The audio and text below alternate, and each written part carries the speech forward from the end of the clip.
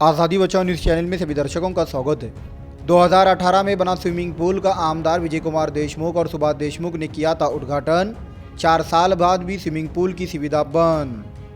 दरअसल सोलापुर शहर में महापालिका की ओर से शहर विकास के लिए कई ज़मीनी जगहों को रिजर्व करने का प्लान बनवाया गया है, तो दूसरी ओर साल 2018 में बीजापुर रोड पर 3 से 4 करोड़ रुपए की लागत से बने स्विमिंग पूल का उद्घाटन आमदार सुभाष देशमुख और विजय कुमार देशमुख के हाथों किया गया था। लेकिन 4 साल बीत गए, यहाँ ना तो पानी है और ना ही कोई सुविधा, जिसे देख संभाजी ब्रिगेड की ओर से गांधीगिरी स्टाइल में आंदोलन कर महापालिका का निषेध किया।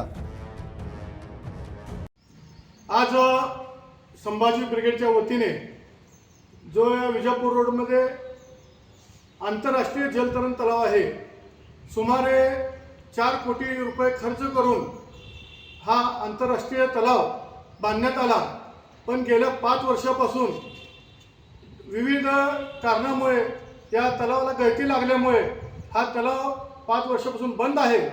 त्यामुळे खोडगी रोड, जोया सोलापूर व विजापूर रोड येथील नागरिकांना व जलतरणपटू यांना सराव करता येत नाही।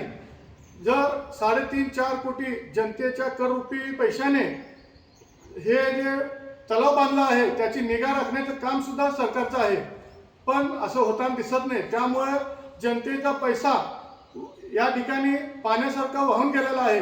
त्यामुळे संभाजी ब्रिगेडच्या वतीने आज या जलतरण तलावामध्ये रिकाम्या स्विमिंग टँकमध्ये पोहून आम्ही शासनाचं लक्ष या ठिकाणी वेधून घेतलं आहे।